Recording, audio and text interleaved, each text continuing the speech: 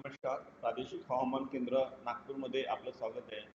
विदर्भासाठी दैनिक हवामान माहिती. सुरुवातीला सायनॉप्टिक माहिती बघू.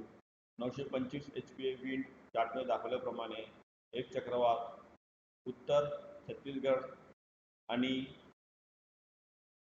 पूर्वे मध्य प्रदेशवर दिसत आहे, ज्याची उंची समुद्र सपाटीपासून 7.6 किलोमीटर आहे आणि एक ट्रफ राजस्थान ते जैसलमेर, पुणा ते सायक्लोनिक सर्क्युलेशन बे ऑफ बंगालपर्यंत आहे. त्यामुळे विदर्भावर येणारी हवा ही उत्तर पश्चिम दिशेने येत आहे. तसेच चार्ट नंबर 2 मध्ये सुद्धा चक्रवात दिसत आहे.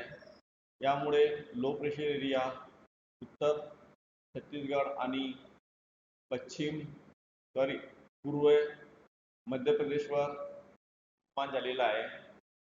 हे मध्यनजर बघता विदर्भातील पुढील 3 दिवस हवामानाचा अंदाज असा आहे. पहिल्या दिवशी 22 जुलैला विदर्भामध्ये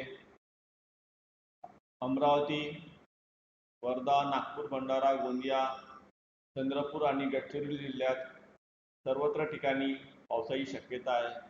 तर बुलढाणा, अकोला, वाशिम आणि यवतमाळ जिल्ह्यात बहुधा सर्वत्र ठिकाणी पावसाची शक्यता आहे. दुसऱ्या दिवशी 22 जुलैला विदर्भामध्ये अमरावती, नागपूर, भंडारा, गोंदिया आणि चंद्रपूर जिल्ह्यात सर्वत्र ठिकाणी पावसाची शक्यता आहे. तर बाकी जिल्ह्यांमध्ये बहुधा सर्वत्र ठिकाणी पावसाची शक्यता आहे. तिसऱ्या दिवशी 23 जुलैला विदर्भामध्ये सर्व जिल्ह्यांमध्ये बहुधा सर्वत्र ठिकाणी पावसाची शक्यता आहे. पुढील 3 दिवस हवामानाचा इशारा.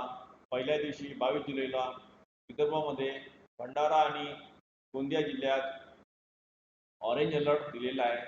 तर मुसळधार ते अतिमुसळधार पावसाची शक्यता आहे.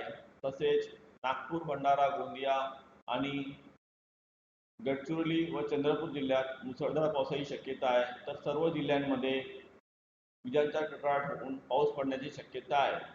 दुसऱ्या दिवशी 23 जुलैला विदर्भामध्ये सर्व जिल्ह्यांमध्ये विजांचा कडकडाट होऊन पाऊस पडण्याची शक्यता आहे.